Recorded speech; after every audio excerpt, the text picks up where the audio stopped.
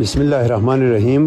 پرسوں میں نے ایک ویڈیو اپلوڈ کی تھی جس میں دکھایا گیا تھا سی پیک کا تیسرا روٹ کام کیسے کرتا ہے۔ یہ گوگل 3D کی مدد سے میں نے آپ کو سمجھانے کی کوشش کی تھی، جس میں یہ یلو کلر کا لائن آپ کو دکھایا تھا اسکردو ایئرپورٹ سے یہ استور جائیں گے، استور سے یہ جا کے آپ کے آزاد کشمیر میں مظفرآباد کی طرف جائیں گے، یہ ریڈ کلر کا اور یلو کلر کا۔ تو اس ویڈیو میں بہت سے لوگوں نے کمنٹ کیا اور میسنجر پہ مجھے میسیج کیا، آپ ذرا ہمیں اسکردو سے یارکن، کیونکہ اس سی پیک کا روٹ الٹیمیٹلی اس کا گول یہ تھا، اس نے چائنا میں جانا تھا یارکن کی طرف۔ تو لوگوں نے کہا آپ اسکردو سے یارکن کی طرف روٹ بھی ہمیں دکھائیں تو بڑی مہربانی ہوتی، کیونکہ یہ یلو لائن کا یہ پرسوں والی ویڈیو میں اس کا ذکر ہو چکا ہے۔ تو یہ ریڈ لائن یہاں اسکردو شہر سے گزر کر آپ دیکھو، یہاں پر دریائے سندھ کے پار ایک انڈس ریور پہ یہاں پہ ایک پل ہے، اس پل کو کراس کر کے یہ پہنچ جاتا ہے شگر کی لمٹ میں۔ تو شگر میں پہنچ کے یہ آپ دیکھو تو یہاں پر شروع میں ہی شگر اسکردو سے جیسے شگر میں انٹر ہوتے ہیں تو یہاں آپ کو سرفرنگا کول ڈیزرٹ دیکھنے کو ملے گا، جہاں پہ جیپ ریلی وغیرہ ہوتے ہیں۔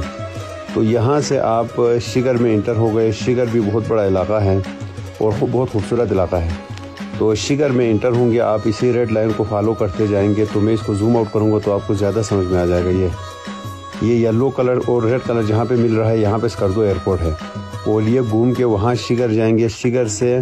شگر بالکل سینٹر سے آپ نے تیسر میں نہیں جانا بلکہ رائٹ سائڈ پہ جا کے اس نالے میں آپ نے جانا ہے۔ تو یہاں سے یہ روڈ بنے گا تو بھی اسی نالے سے ہی بنے گا انشاءاللہ۔ تو یہاں سے آپ دیکھو چھوٹے چھوٹے محلے ہیں، یہاں پہ مختلف الگ الگ نام ہیں ان کے۔ تو ان سب کو کراس کر کے آپ پہنچتے ہو ایک جگہ پہ اسکولی۔ یہ اسکولی آخری گاؤں ہے جہاں پر آبادی ہے۔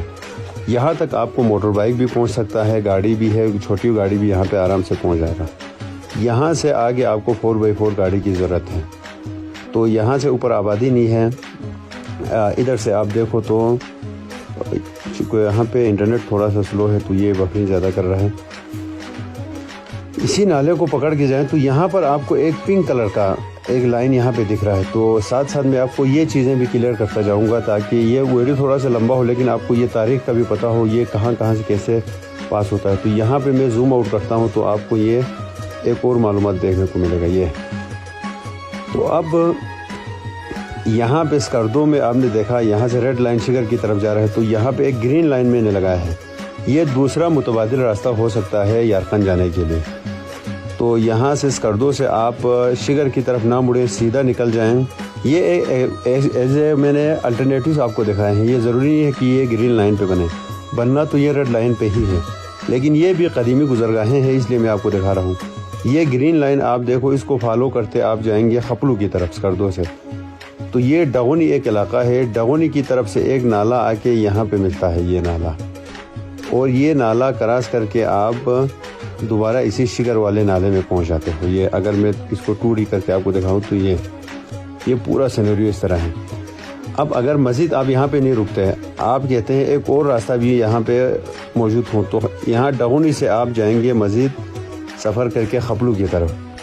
تو یہ علاقہ ہے، یہ میرا گاؤں ہے خپلو، جہاں پہ بہت سارے ٹورسٹ ہر سال آتے ہیں گھومنے کے لیے۔ تو یقیناً آپ میں سے بھی بہت سارے یہاں پہ آئے ہوں گے۔ تو خپلو سے آپ نے جانا ہے سلنگ سے آپ نے جانا ہے یہ خوشے ویلی میں جہاں پر مشبوم کی جو چوٹیاں ہیں وہ اس ویلی میں ہے۔ یہاں سے آپ جا کے پھر اسی شگر والے میں نالے میں پہنچ جاتے ہو۔ یہ آپ دیکھو پنک کلر بھی جا کے اسی میں مل رہا ہے شگر والے میں، اور یہاں سے یہ گرین کلر بھی جا کے وہاں پہ مل رہا ہے۔ اس کے علاوہ ایک اور روٹ ہے، وہ ہے یہ بلیو کلر کا روٹ۔ یہ بھی پرانے وقتوں میں استعمال ہوتا رہا ہے، بہت سارے اسلام کی تبلیغ کرنے والے مبلغین اسلام اسی راستے سے آئے ہیں۔ تو یہ یہاں سے آگے جائیں گے دمسم سے کندوز کرمڑی سے آپ یہ نالا کراس کر کے آپ جائیں گے، یہاں سے آپ ڈائریکٹ چین میں انٹر ہوتے ہو۔ یہ جو بلیک کلر کا یہاں پہ ایک آپ اس کو میں زوم آؤٹ کر کے دکھاؤں گا، یہ بلیک کلر میں نے ایک ایریا یہاں پہ مارک کیا ہے، اس کے بارے میں آپ کو ابھی تفصیل سے بتاتا ہوں۔ پھر ابھی ہم اسی پنک کلر سے دوبارہ سٹارٹ کرتے ہیں، پرپل سے یہاں سے ہم دوبارہ اسی شگر ویلی سے اس میں انٹر ہوتے ہیں، کیونکہ وہ کہانی آپ کو بتانا ضروری تھا۔ اس میں ہم آ گئے اسی ویلی میں، اسی ویلی میں آ کے یہ ہے وہ قدیم تاریخی جو پاس ہے مشتاق پاس. یہ مشتاق پاس یہاں پہ ہے. یہ پہلے اس جگہ سے روٹ تھا چین جانے کے لیے. یہ بلتستان سے بلکہ انڈیا اس وقت تو مشترکہ تھا, پاکستان انڈیا دونوں. انڈیا سے چین جانے کا راستہ یہی مشتاق پاس تھا. تو یہ مشتاق پاس کا آپ ایریا دیکھو تو یہ اس کے ارد گرد تھے. بالکل سامنے آپ دیکھو یہاں پہ کیٹو کی پہاڑ ہے. یہ کیٹو ہے. یہ تھوڑا سا صاف ہونے دو بفر ہو کے تو آپ کو کلیئر دکھے گا. یہ کیٹو ہے. اور کیٹو کے بالکل پاس یہاں پہ مشتاق پاس سے قدیمی درہ ہے. آپ دیکھو یہ یہاں ادھر سے آپ دیکھو تو یہ ساتھ ساتھ اس کے جا کے ادھر سے یہ بلیک کلر کا جو لکیر ہے ادھر سے ہم انٹر ہوتے ہو چین میں. تو یہاں پہ میں نے آپ کو بتایا تھا بلیک کلر کیوں لگایا ہے, اس کے بارے میں آپ کو زوم آؤٹ کر کے اس کی کہانی آپ کو بتاتا ہوں. یہ جو بلیک کلر کا ایریا ہے یہ ہے شخصگام ویلی. شخصگام ویلی 1963 تک پاکستان کا حصہ تھا. اس کے بعد پاکستان اور چائنا کے درمیان ایوب خان کے دور میں ایک معاہدہ ہوا جس میں شخصگام ویلی کو ہم نے چائنا کو بطور گفٹ دے دیا. اور یہ اس لیے بھی ضروری تھا کیونکہ شخصگام ویلی میں جانے کے لیے جو واحد راستہ تھا پاکستان کی طرف سے وہ تھا یہ مشتاق ٹاور کے پاس جو مشتاق پاس ہے.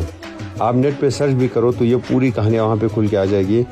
یہ مشتاق پاس کے تھرو ہی ہم شخصگام ویلی میں جا سکتے تھے. تو یہ یہاں پہ گلیشیئر بڑھنے کی وجہ سے مشتاق پاس پہ یہ راستہ بند ہو گیا. تو ہم شخصگام ویلی میں بائی ایئر جائیں تو جائیں ورنہ مشکل تھا وہاں پہ جانا. تو ایوب خان کے دور میں یہ پورا جو بلیک کلر کا ایریا ہے یہ آپ دیکھو یہ 5200 اسکوائر کلومیٹر کا ایریا ہے. یہ پورا پاکستان نے چائنا کو بطور گفٹ دے دیا. یہ علاقہ پاکستان بننے سے پہلے 1963 سے پہلے پاکستان کا حصہ تھا. شگر کے راجہ نے یہاں پر شخصگام ویلی میں ایک پولو گراؤنڈ بھی تعمیر کیا ہوا تھا جس طرح شندور پولو گراؤنڈ ہے. یہاں پر شگر کے راجہ اور یہاں پہ یارقن کے جو راجہ روسا وغیرہ ہیں بادشاہ وغیرہ وہ یہاں آ کے پولو کا میچ کھیلتے تھے. تو اس شخصگام ویلی میں اکثر پہاڑوں کے نام اور جو باقی چیزوں کے نام بلتی زبان میں ہیں. یہ ثابت کرتا ہے یہ جگہ پہلے بلتیوں کے قبضے میں تھا. مشتاق پاس کے بارے میں یہ تو قدیمی گزرگاہ ہے یہ تو سب کو پتہ ہے, لیکن ریٹن فارم میں اس کے بارے میں جو پہلی دفعہ آیا ہے وہ ایک فرانسیسی ڈاکٹر ہے جو مغل دربار میں وہ بطور ڈاکٹر کام کرتے تھے. وہ ان راستوں سے گزر کے برصغیر میں آئے تھے. تو فرانسس برنیئر ان کا نام تھا. انہوں نے 1658 میں اس کا ذکر کیا ہے. یہ مشتاق پاس کوئی راستہ ہے جو برصغیر کو چین سے ملاتا ہے. اس کے بعد آخری دفعہ اس کو سر کیا ہے, اس کے درے سے پار کر کے آئے ہیں برطانیہ کا ایک فوجی officer colonel Edward Younghusband. Francis Edward Younghusband یہ ایک بندہ تھا. انہوں نے 1887 میں وہ اس سے پاس کے تھرو مشتاق پاس کے تھرو چائنا سے آ کے پاکستان کے علاقہ اسکولی پہنچے تھے یہ بندہ. تو اس جگہ سے یہ مشتاق ٹاور سے ہم چائنا میں انٹر ہوتے ہیں. چائنا میں انٹر ہو کے یہ اس نالے سے یہ دریا آپ کو لے کے جائیں گے ہمیں یارقن کی طرف. تو یہاں سے آیا آپ تو یہ جو بلو کلر کا راستہ ہے یہ آپ کو میں نے پہلے کہا تھا کندوز کی طرف سے ایک راستہ ہے وہ یہاں پہ آ کے ملتا ہے شخصگام ویلی میں. تو ادھر سے آ کے یہاں پہ آپ دیکھو یہ ہے اگل ٹاپ. تو یہ اگل ٹاپ سے ہم جائیں گے. یہاں پہ خوبصورت جھیل بھی ہے. ان کو کراس کر کے یہ جو ویلی سے مختلف ویلی سے گزر کے یہاں پہ آپ اس کو میں ایک دفعہ زوم آؤٹ کروں تو آپ کو زیادہ اس کو بہتر سمجھ سکتا ہے. یہ کیٹو ہو گیا, یہ مشتاق پاس ہو گیا. اس کو زوم آؤٹ کرنے تاکہ آپ کو ریفرنس لائن بھول نہ جائے. یہاں سے